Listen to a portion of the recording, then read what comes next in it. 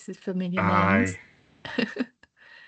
Okay, right. I've got the recording going. So I'm going to hand over to you if that's all right, Joshua. Take it Right, away. so, right, I'll share my screen because I've done a presentation and everything. So, let me just share my screen. Right, and at the moment I can't really, I'm going to try my best to see screens. I don't have a whole bank of screens, but what I'm going to talk about today is a project I was involved with for about 7 years, and that was the Cochrane Stroke Group. That was one of Cochrane's many disease area groups that unfortunately no longer exists, but I'm going to be talking about the 7 years I spent with them, a bit about that project and where the information specialist role really sits in that. Now, for many folk that are on this call, I feel like I don't need to tell the E Street Band how to play Thunder Road. You're all going to know quite well and with a lot of your own experience exactly what an information specialist is.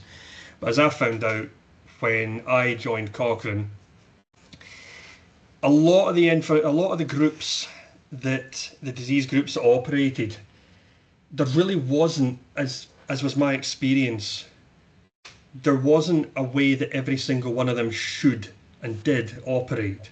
They largely operated in the way that had always sort of worked for them. They were almost autocephalous, kind of like Orthodox churches. They kind of did their own thing, knew what they were doing, and produced the best work, but they still were under the oversight of Cochrane as a much larger organisation. But it's because it varied so much from group to group. So what I'll do is, just so it's not completely death by PowerPoint, is I'm going to talk a bit about my job as a Cochrane Information Specialist and Editor. My time working as a Cochrane Information Specialist and Editor, our review process, the search methods, and the unique database we had called Cochrane Stroke Group's Database of Research in Stroke, also known as DORIS. I'll talk a bit about where this experience now sits in my work as a Research Support Librarian with the University of the West of Scotland. And the last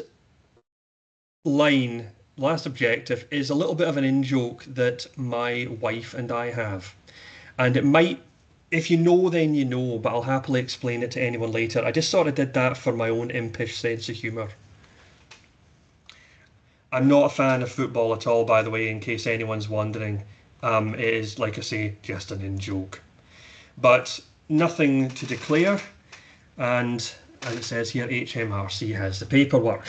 If anyone wants evidence of my P45, that's fine. But my career, I came out of university with a history degree.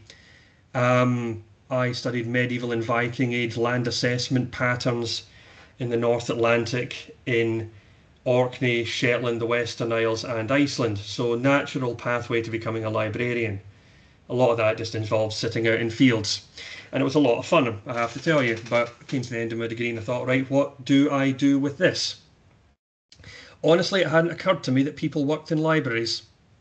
I don't know why it didn't occur to me. I'd been in a university for about 4 years. It just didn't occur to me as a career choice. So did my Masters with the University of Strathclyde and took on any experience I could get. Anyone who'd pay me in a recognisable currency, including hay or lentils, I will accept those. So yeah, any kind of currency, anyone that was going to pay me to do any sort of work, even vaguely related to libraries, I would take it. And a lot of the work, as many folk that have gone down this path will know, a lot of it was voluntary. You have to really take what you can get.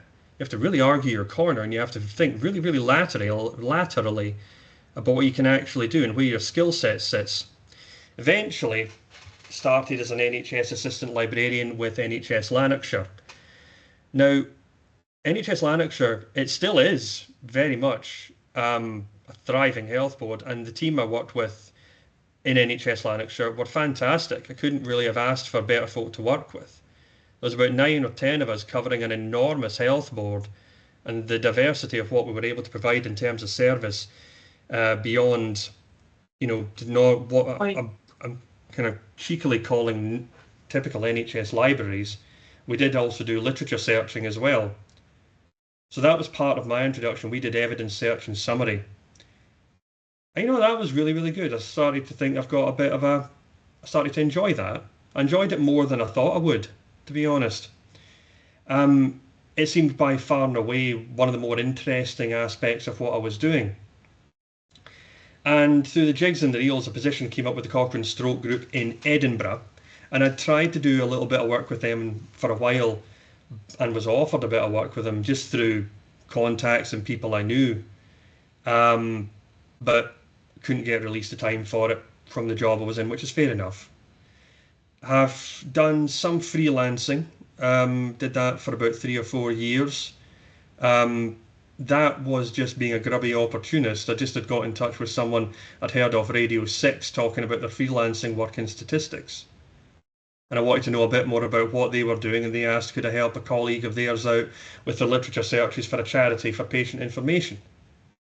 And it kind of went from there, and they just said, yep, okay, send us your invoice, we'll send us your rates. It didn't occur to me that I could have rates. It didn't occur to me that I could actually, people were willing to give me money for it. But that went on for about 4 years, and again, HMRC have the paperwork. And then, latterly, and in the last 2.5 years, my job has been academic support and research support librarian with the University of the West of Scotland in Paisley.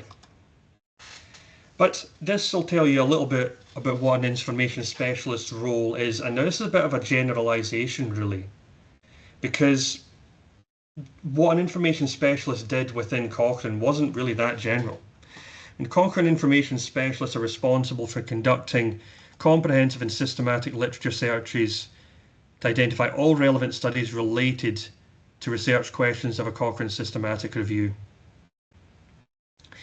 They use advanced search techniques, employ controlled vocabularies, develop tailored search strategies for each review, and they collaborate with review teams. So CISs work very closely with review teams, which typically consist of authors, methodologists, statisticians, to understand research questions, the scope and inclusion criteria of the review.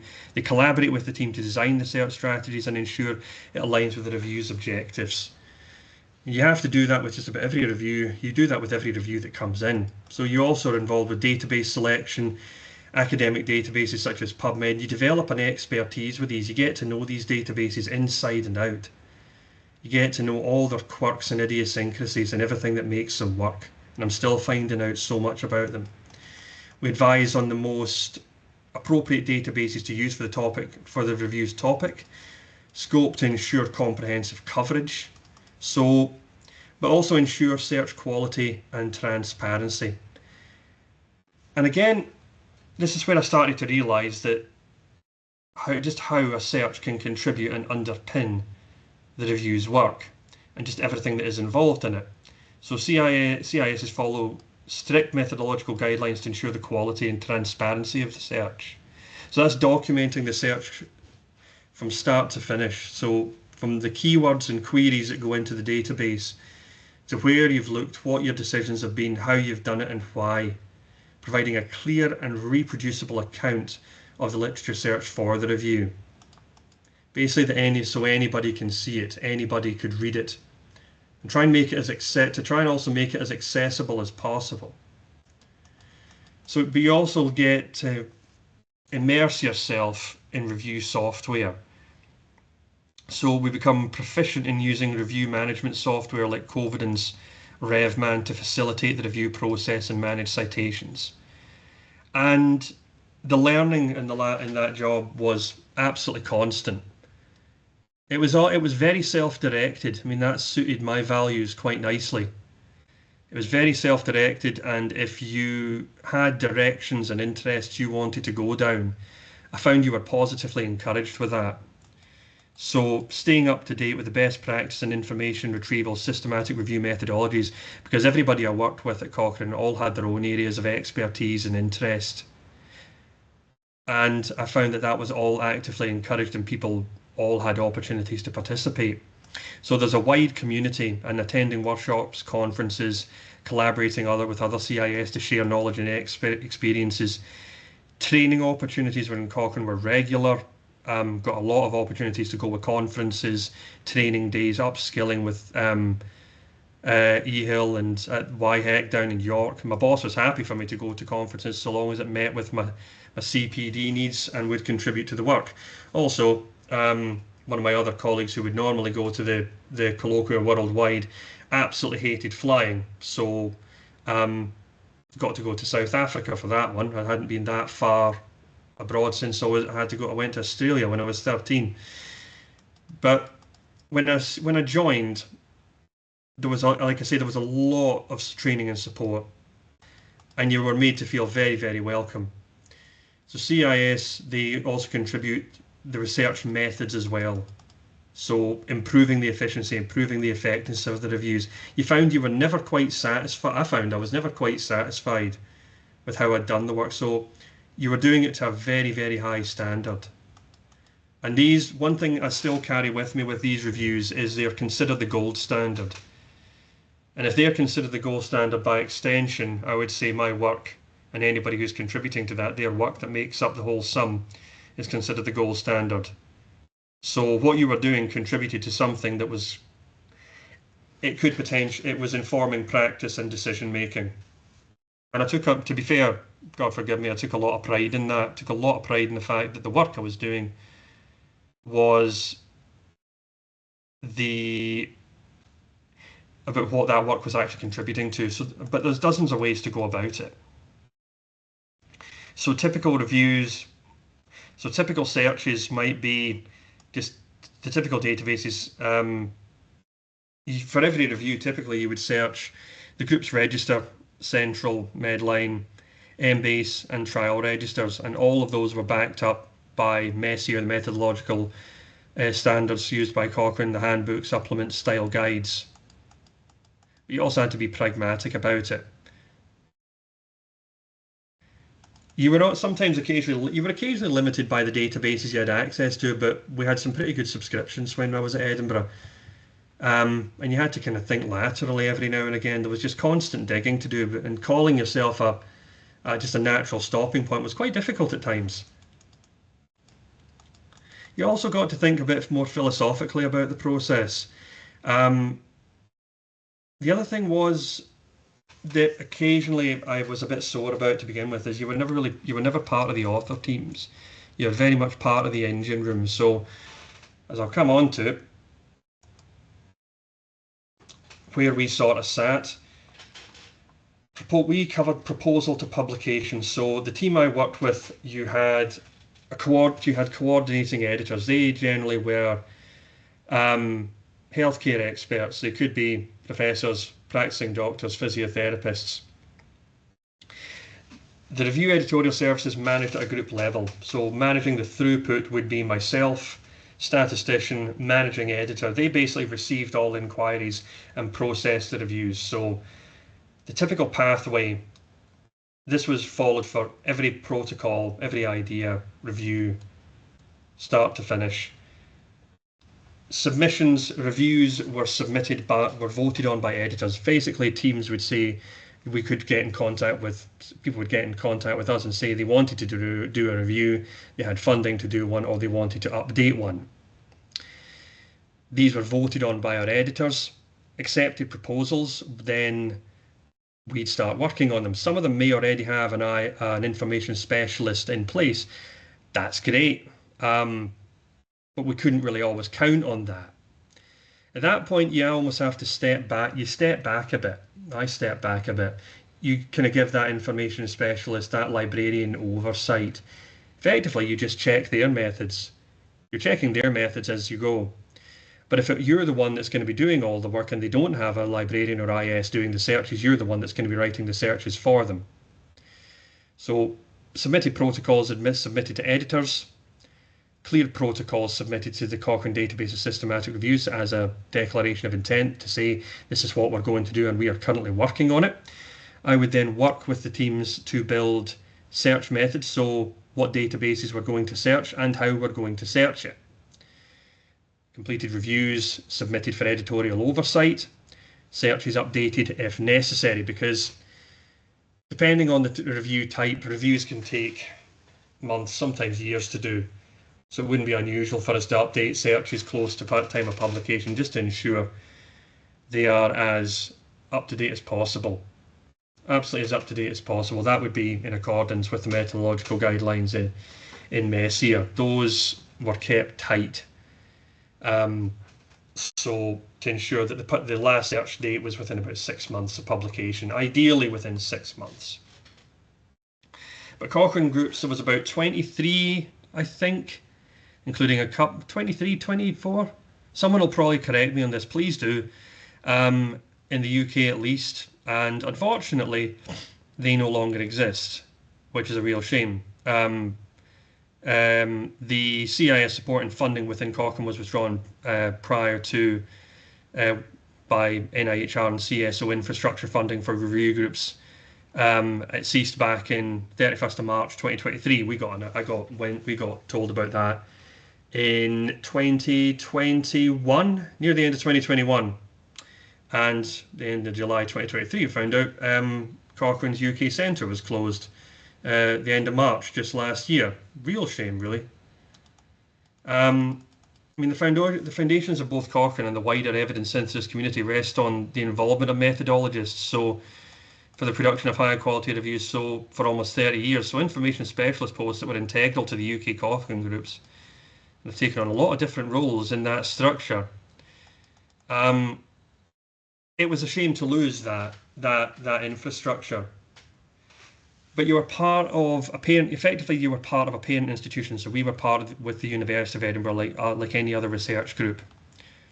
And you sort of embedded yourself in that. You had a great deal of autonomy within there. But what I also liked about it was you became the go-to in the department. Anybody that was doing any kind of systematic review or systematic searching, you became the person they would go to. And it was kind of fun. You got to help a lot of young researchers and other researchers that were just interested in upskilling do their work. The other thing was, work-wise, there was no let-up. It was constant firefighting. Deadlines were movable.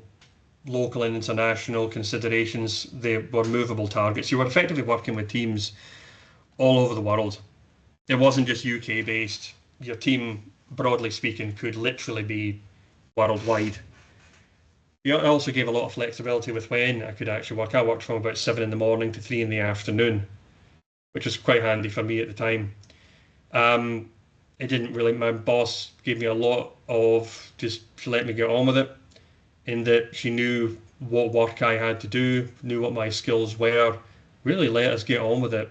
But she knew the job, she knew my job very, very well as well. She knew exactly where it fitted in with the review process.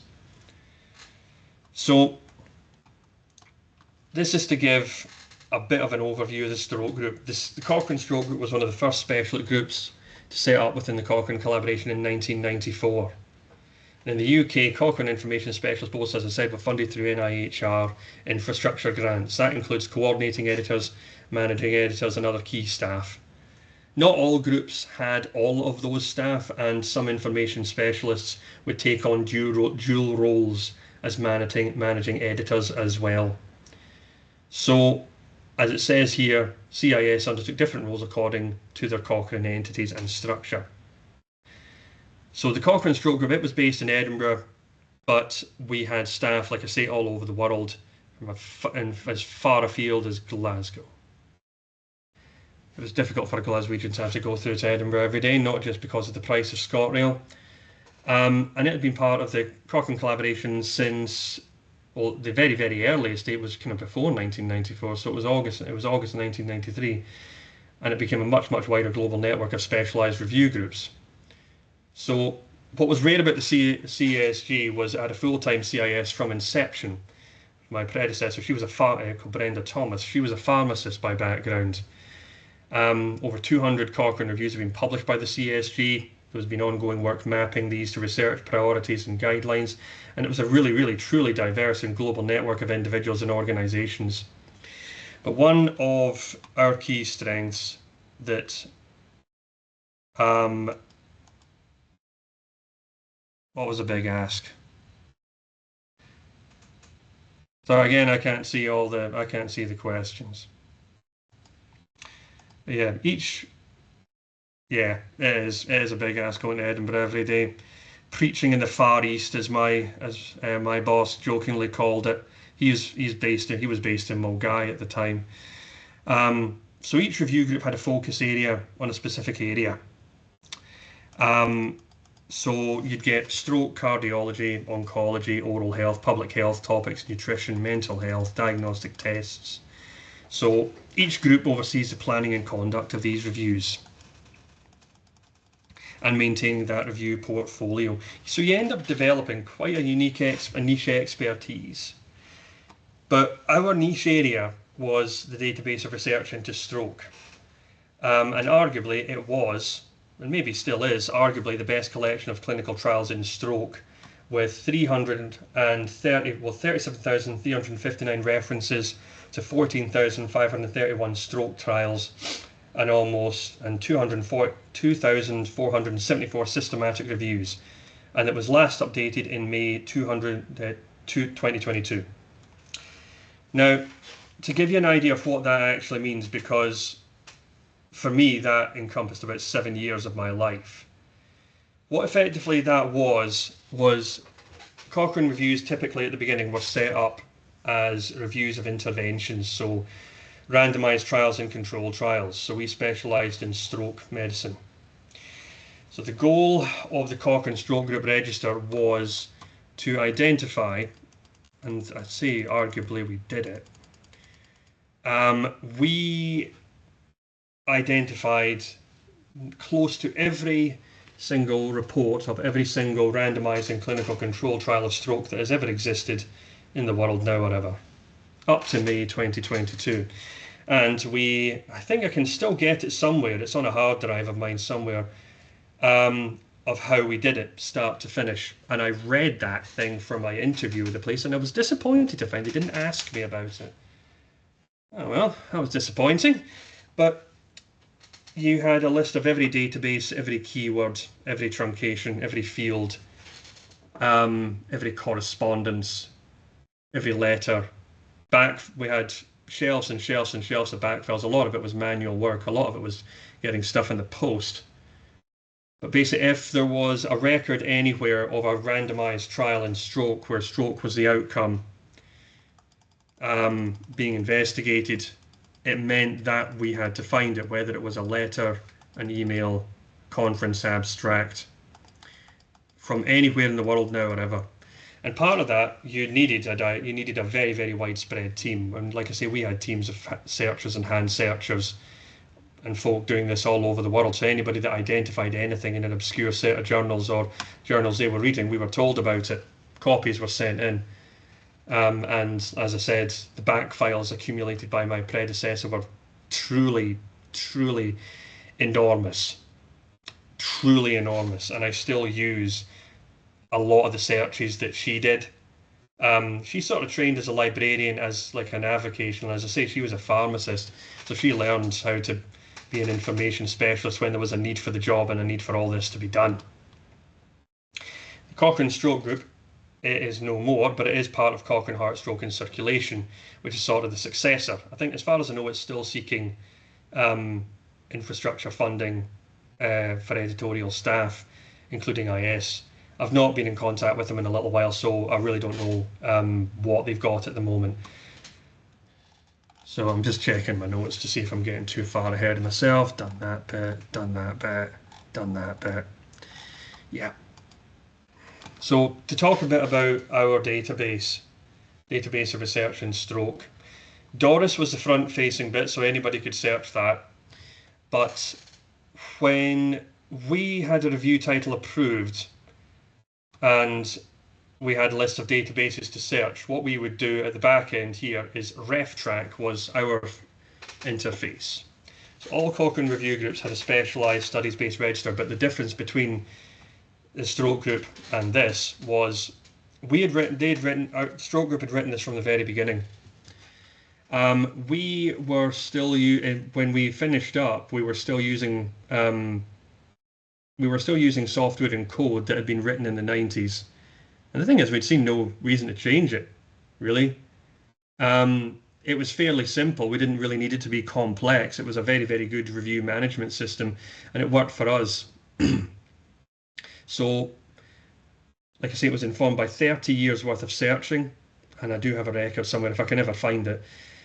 So the way, and as I say, they were left sort of to get on with it, and we decided we had a good system, and we kind of joked that around 2016 Cochrane caught up with us with CRS Web. So ours was what's called a studies-based register. So what it meant was when a new study was identified, we would create a record of that study in RefTrack. Now that would contain all the details of the study: participants, interventions, outcomes, locations, good primary information. Using our own system of taxonomy and classification of interventions, we would classify the content of what was actually being investigated in the trial. So whether it was a speech and language therapy, whether it was drug interventions, whether it was physio, whatever it was, that was classified.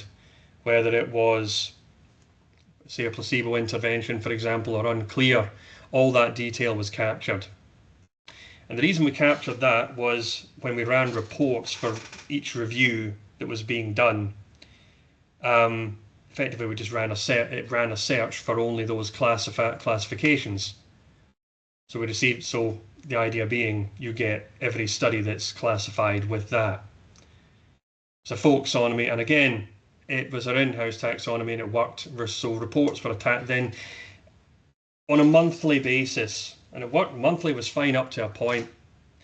Reports of trials were identified through searches of bibliographic databases and other supplementary sources, and then they were attached to study records and classification strings, and these were all cross-referenced to our own reviews from 1993-94. So we had all our reviews and workflows in this as well. So if a study had anything to do with any one of our reviews, we knew about it, we had a record of it. And it meant that when we updated the searches, anything new pertaining to those studies was sent to the authors. The job itself was very, very labour intensive. And it took up probably about 3 days of my week or more every week. But what it meant was that it provided easy access to the current and best evidence, including guidelines and systematic reviews and ongoing research and priorities for future research in stroke. And this became especially useful for things like the James Lind Stroke Priority Setting Partnership from 2021, which we were involved in. And also, most importantly, I suppose for us, it involved duplication of effort between groups. And so by that I mean like review groups, so people working on reviews. The idea was for them to not have to do as much searching because it had already all been searched and put into our databases. I mean, you still had to run your searches, but there was less legwork for the reviews teams to do. And then what would happen was our records were added to the wider Cochrane, to Central, I think on about a monthly basis. But we conducted regular searches for reports, so we were always updating our searches, always assessing. From last searched, always last updated. But there was never really able to properly verify. I mean, there was always uncertainty. I mean, I'm not going to be boastful and say we had everything. We had close to what I would call everything, as comprehensive as you can be. I mean, philosophically, you can't get everything. Practically you can if you really, really want to and have a big enough team. But the fact was, as everyone knows, the amount you have to search just goes up and up. So there was no way we were going to catch up with it all and get everything we wanted up to a certain point. So effectively, what this was a best effort that worked for the time. It became obvious a couple of years into my job that it just wasn't possible to keep up in the best way. With the best will in the world, it just wasn't possible. But downside, we didn't have enough room to really, really revise what we wanted to do and do it in the way we wanted. which was disappointing, really, because there could have been so much more done with this. There just wasn't an awful lot of room in amidst the firefighting to develop it in a way that really, really would have made a massive difference. So that was, I suppose, one of the things I was disappointed I never ever really got to fully explore. But the impact that RefTrack and database research and stroke had informing guidelines all over the world, as you see there. Stroke guideline, the RCP stroke guidelines, NICE, European stroke organisations.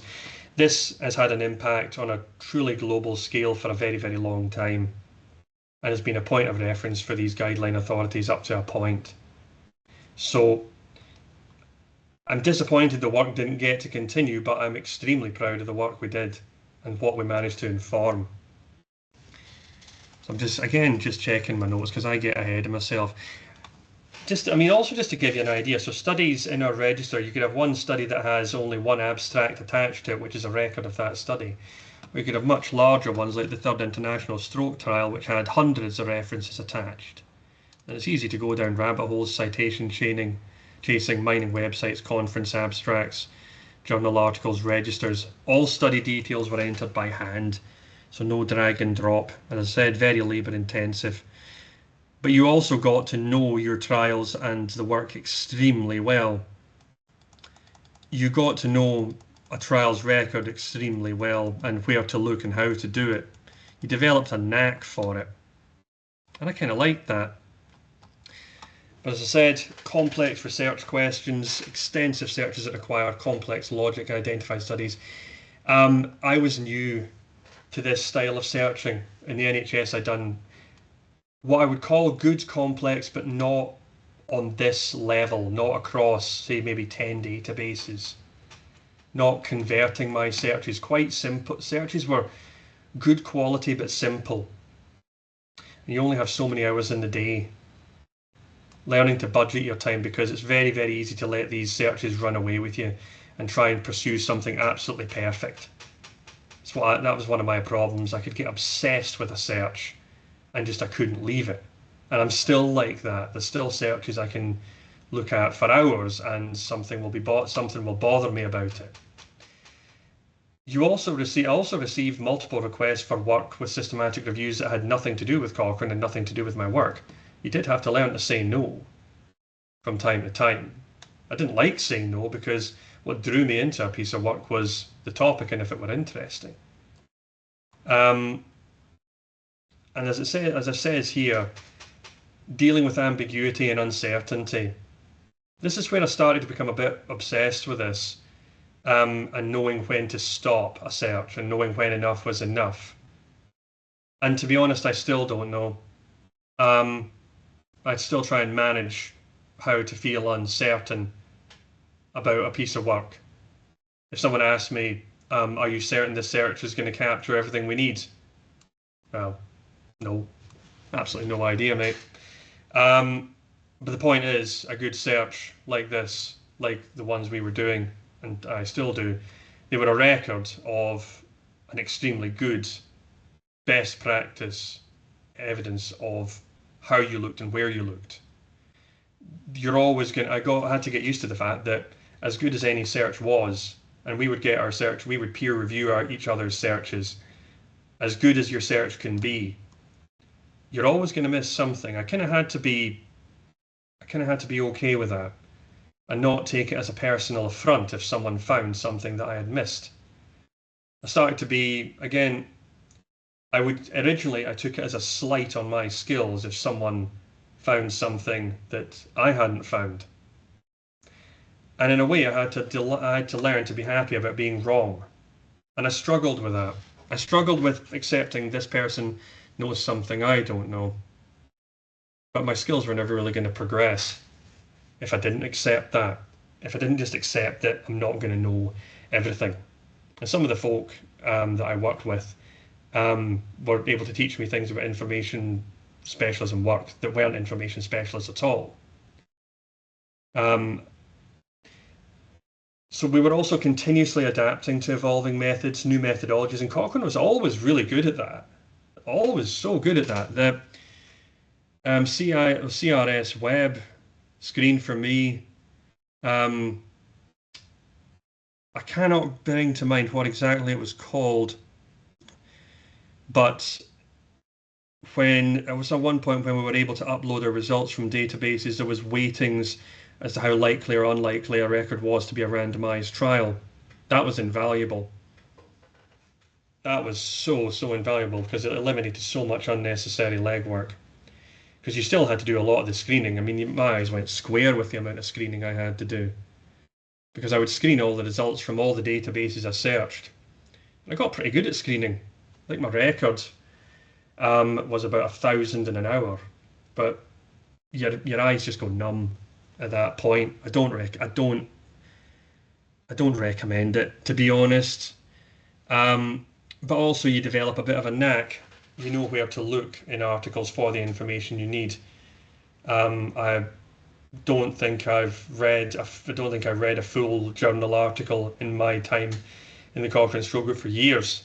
I just needed to know what places to look in and what words, key phrases, numbers, codes to look for.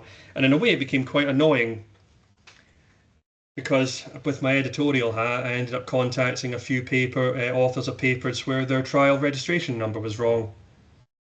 They didn't like that at all. I didn't like being that guy, but the problem was I had to verify whether or not that was a trial registration number and whether or not I could actually link it to the study record we had. Otherwise it was just deduction. You had to go by trial start dates and numbers.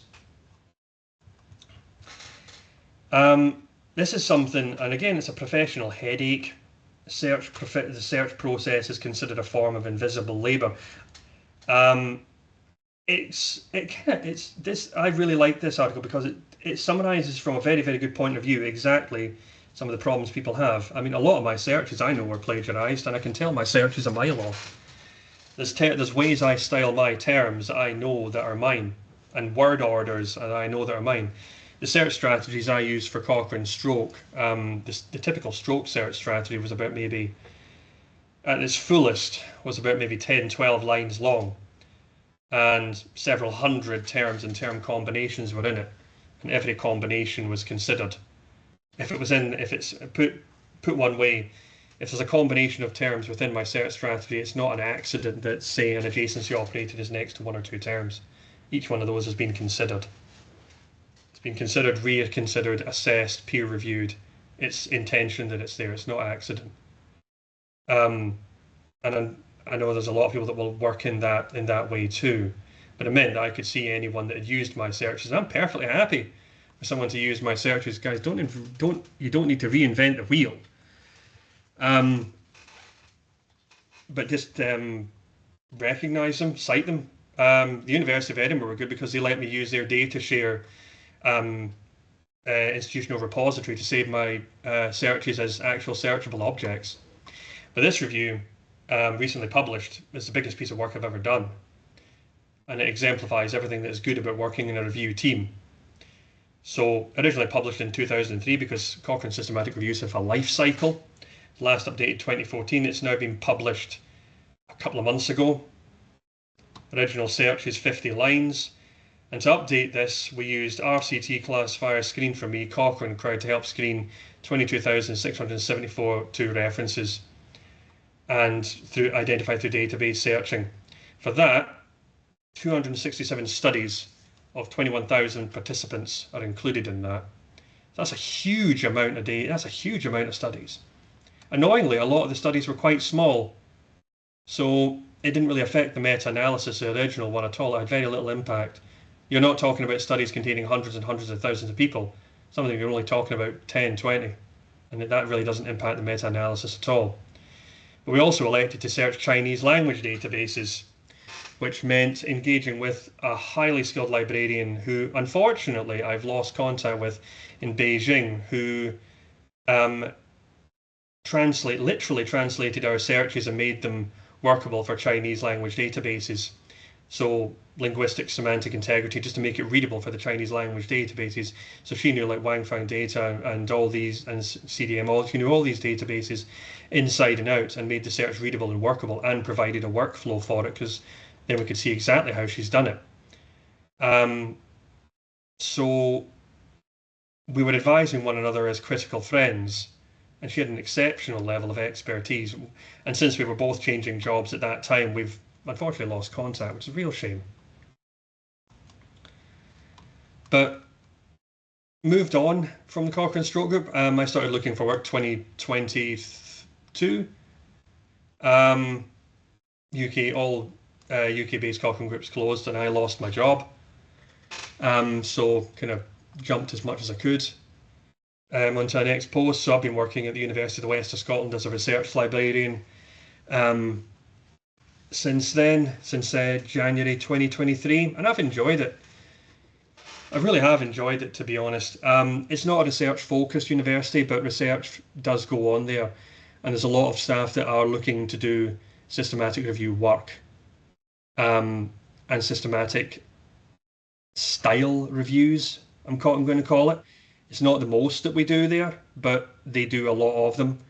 So I'm getting a lot more involved in the systematic review process from a training point of view, in teaching people how to do searches and structure them, but also introducing people to the joy of that work.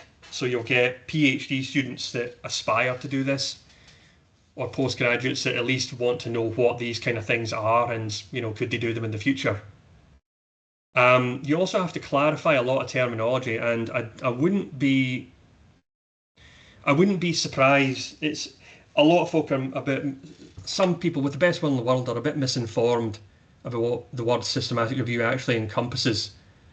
And I've had a few panicked students think that that's what they're doing. You have to politely tell them you're not doing that. You think you're doing that, but you're not. You'll eventually work up to it, but you will eventually. But this is not what you're doing now. It's beyond your scope. So when there's so many reviews to screen, ask yourself about how perfect you really want your search to be. That's absolutely true. I mean, if I gave my stroke searches and stroke questions to someone else, they would probably do the search completely different from me. There's no right way in the sense that it's of how it should look. I don't really like being that prescriptive. I don't like being prescriptive about how a search should look, because people will still correct my searches, and you know what? I'm very, very happy for them to do that. What you see here, the search lines here, I did actually send that as my goodbye email to my colleagues. No prizes for guessing the song that are present in there in line 2. I was very, very bored because the work had run out near the end of my time, so I spent a bit of time writing searches of songs.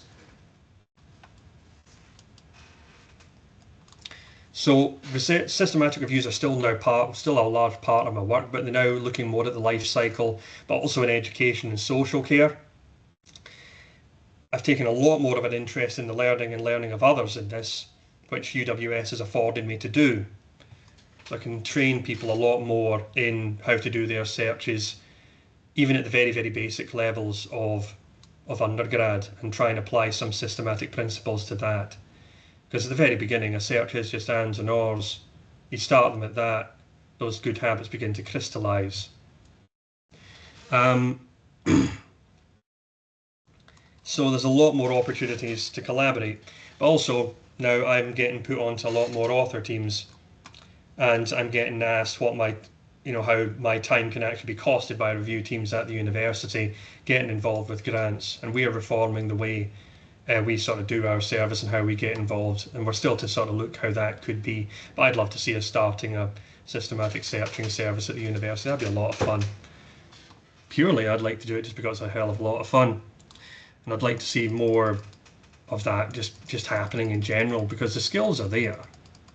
I mean, additionally, when you're getting involved with grant applications, your time can be accounted for, and you can be hired onto the project team, so that's a lot. That can be great for your own experience, and you can develop your own portfolio, get your names on papers, and understand the process and infrastructure a lot more.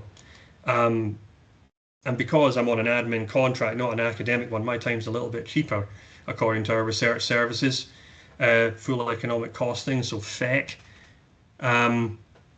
So our effect costing for estates and indirect cost is 0, and it's only staff time that's costed. So if I get costed onto reviews, I'm a cheap date. And I've not had much time to explore all that possibility yet, but early days. Not in so much increasing certainty, but reducing uncertainty. And I'll move on from this a bit more. And again, this is just pure conjectures. It's what I'd like to see. So participating more in research, design and funding, dissemination in open science, impact and profile. So working at UWS, I've actually been able to fit into the much, much wider ecosystem of research publishing. So that has been wonderful. I mean, I'd like to see also kind of some systematic review drop-in model, like offer weekly fortnightly slots for researchers to ask about these methods, tools and troubleshooting. Maybe even an accredited short course like micro-credentials, pre-submission manuscript review, because there's some of these that would not have got past me that I've seen published. It's like the kind of typical stuff that folks see when they say that someone searched EBSCO instead of say CINAHL or Medline, that kind of stuff. But I'm going to stop because there's only so much people can actually probably bear to listen. And it'd be good to answer a few questions folk has, because I've just been completely absorbed in not mucking up my slides. Thank you, Joshua. That was great. We do have one question in the Q&A, and if people would like to ask Joshua something in the next 10 minutes, please pop something in there, and I'll also just check the chat as well. So Mary Smith has asked, how good do you think Cochrane is now that the work you were involved with has closed and the Oxford office has also closed? Has that coloured your thoughts on it? Well, I suppose it did colour my thoughts to begin with, because I felt a bit sore about no longer working for them. Now, because I can be named as an author on reviews, it feels like it's taking a little bit longer for reviews to go through the central editorial service.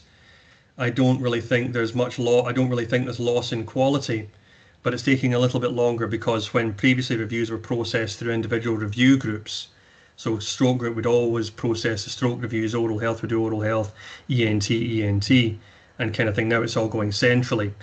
But also you lose that editorial oversight. So it's not an information specialist with expertise in ENT that's having a look through these. And that's lost. I don't really know what the position of information specialist is supporting those now. Before I left, they were doing Cochrane, I think, were doing a register of CISs that were looking at it freelance, and with the best will in the world, and I'd love for someone to correct me on this, I don't know how sustainable that is, because I've tried to get my time costed as a freelancer through university HR, and they hate it.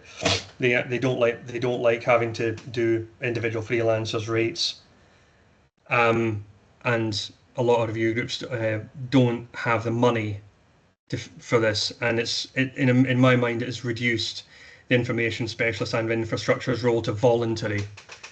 To effectively just a peer reviewing role, not an embedded infrastructural role and oversight ensuring quality. I grudge that a little bit, and I'd love to see it, but that's something that really, really disappointed me, because I can get a thank you from Cochrane for participating in peer reviewing and contributing to the quality, but that doesn't pay my mortgage.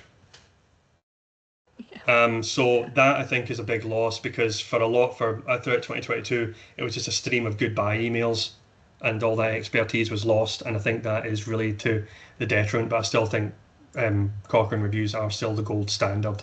It's just that's I think as politic as I can really think I can be. Yep, seems fair enough.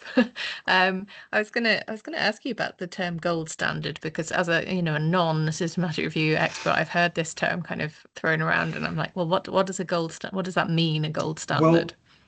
Well, I remember one doctor when I was at Wishaw General, I told him where I was going, and one of the postgraduate secretaries asked, well, what is a Cochrane review?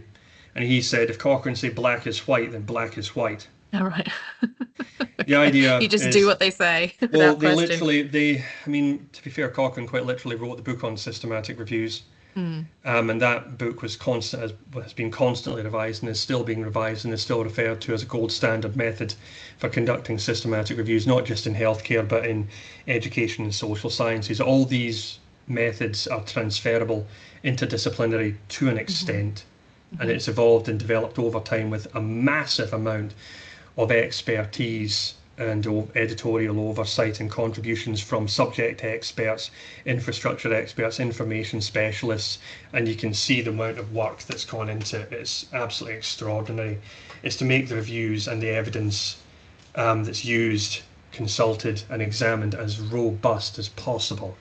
I mean, I can speak from the search methods point of view. That was my area. It's because that's my area. But see, if we were talking like screening, data extraction, meta-analysis, you'd have to ask someone else on that. But from my point of view, it was a robust, well-informed, extremely well-informed collection of standards on how a good piece of work can be done. I mean, every single part of it, everything that was done was verifiable, repeatable, transferable. And a lot of the reviews had summaries in plain English as well, which from the point of view of accessibility Hmm. was extremely useful. They were very, Cochrane are still, I think, very, very good in terms of getting consumer input on them as well. It doesn't just go out to subject expert peer reviews, it actually goes out to the people that are going to benefit in the hospital bed at the Yeah. other end. And that's one of the things, that's one of the values that really drew me to working with them as well. I've got a couple more questions for you. I'm going to go for Kerry's question first. She says, if you had to choose one key selling point to persuade folk of the value of librarians or information specialists in reviewing, what would it be? Save the time. Because something that I did, um, you, oh, that's a really good question. And as a selling point, if you were to ask many people doing searches for reviews if they've got someone involved in the searching, they don't really think it's much of a point in including them, because if you look at some published reviews, you get to see some of the searches they've done. And some of them are well intentioned, just keyword searches. But how sure are they that that represents the evidence? If you have done a good, well, if you've done your search and as a good librarian you'll have done your work, you can be as close to sure that you have found everything there is on a topic available. And you're able to do that much quicker, with more skill, with more documentation, um, better than a lot of other people can do. Mm. I found the work I was doing saved people months of work. And when you put that down to pounds and pence, it saves a massive amount of money. It's not their skill set, it's Hmm. yours. Hmm. Their skill set is something else. It's not just a generalizable skill set. The way you look at information, the way it's organized, and the way you retrieve it, and the way you think about it is your strength that you will contribute to this topic. As I found, about 80% of my work would be done at the beginning of a project before we, in one job, before we'd even hired the research associate. All the searches were done. Everything was done. I just had to sit back and help them sift through it. If they had to do that themselves, they might not have the skills. The other thing is when you are part of a team that's applying for a grant, for a lot of these teams, some people that are applying for the grant will need to say, right, we're going to hire an information specialist. Have you ever been, if you've been through hiring from a university or the NHS, you know that takes months and months and months. If you can go to a review team and say, if you involve me in this, I'm ready to go from day one. Mm. In-house expertise kind of I thing, am and the we're already in-house there. expert. Yeah. I know these systems. I know the software. I know the process. You tell me what you want to find and what you need done, and I can do it. You don't need to You don't need to start advertising because that could take months. So there's a certain Um, amount of kind of putting yourself out there and kind of telling people what it is that you can do for them. yeah, I'm really not good at that at all. I'm not sure that many librarians are. Um, I mean, like I say, with my freelancing work, I just overheard someone on Radio 6 and I was just feeling a bit gallus that morning. And that put me through to some excellent experts. and was it the searches I was able to do for them. They were a comms expert for charities, so I did all the legwork on the searches. It took me a couple of weeks, wrote them briefs, sifted through the stuff, and it meant I was able to package that off to them for them to go through and write patient information. Their expertise wasn't the searches, and my expertise wasn't patient comms. So I saved the time and helped their confidence in that they didn't need to be sure about their own searches, they just needed to be sure of mine. Yeah. So it's this kind of like the trust building in a team, actually kind of You, depending on each other. yeah, and that's how, I mean, that's some of your best advertising is trust. Hmm. Your work has to be trustworthy. It has to be a good standard. And as I've found, we've got a great pool of folk like on this call and out with that if folk librarians are actually surprisingly good at helping one another with this. Mm. So I still ask folk to have a look at my searches and just help me with them every now and again and just see something I'm not seeing because I'm not so proud as to think my search is perfect. It's not going to be. I was But just the fact, at an assembly this morning with my son where they were doing about being our best, and his little quote was, "Being our best doesn't mean being perfect." So oh, we've got absolutely. I the mean, we've got the sign off from the 7-year-olds. speaking as someone that's a new dad of a 4-month-old, this is the kind of stuff I'm looking forward to as well. Yeah. And I found that when I've tried to be perfect, I'm just constantly disappointed. Yeah, Um, so I it's think just not that's going to work. resonated with quite a few people looking at the chat as well. I think we're at time, but I really want to ask Emma's question because it's something Go that I for it. wanted to ask as well. Um, so she says, what outside of work has had the biggest impact on your searching skills? What would you recommend for early career information specialists or librarians do? What they should do to improve their skills to become that expert? A good community of practice. That's the thing I miss most about working with Cochrane because we had meetings every year. There was about 26 of us, 27 of us maybe, and everybody shared their practice, what they've been doing, what they've been getting on with. So communication is absolutely key. Speak to people. There's people that you're going to learn a massive amount from just by sitting down and having a conversation with them. Um, that's the thing I miss most of all because everybody in that room was on the same page and sort of did the same work as you do. Making those connections is invaluable. I still value them, and it's some I try and cultivate them where I can. Um, but also, as I've found, a librarian is more than a librarian. If you limit yourself just to that word, you negate a lot of skills that you don't quite recognize that you have. I don't think You're that anyone necessarily, outside of libraries necessarily appreciates what well, what the job is either. that is absolutely true, but it's our job to say as painful as it is to talk Yep. ourselves up, we kind of have to. And being from West Central Scotland, that's so difficult. Is saying how good I am at something. It's just not my natural milieu. But your skills contribute to so much more as part of the research process, as part of the information dissemination and curation process than you know or understand. And you've got a fantastic set of skills that you should be open to developing. It hadn't ever occurred to me when I started my job as a librarian that this is where I would end up and this is what I would do. Mm, But this is where I've ended up, and I kind of like where I've ended up. well, that's good. Good note to finish on, Just I take think. just take one last look because Katie has actually written the word Gallus. But if you had to choose any one key selling point to persuade folk the value of librarians, oh yeah, we've done that one. Yep. Yeah, we've done that one. Oh great. No, this has been a lot of fun. Thank you very much, Josh, and we'll send round the recording to everybody. And thank you for all the questions. It's been a ride. Thanks. All right. Thanks, everyone. Have a good rest of the day. Thank you. Take care now. All right. Take care. Bye. Bye Bye. bye. Bye.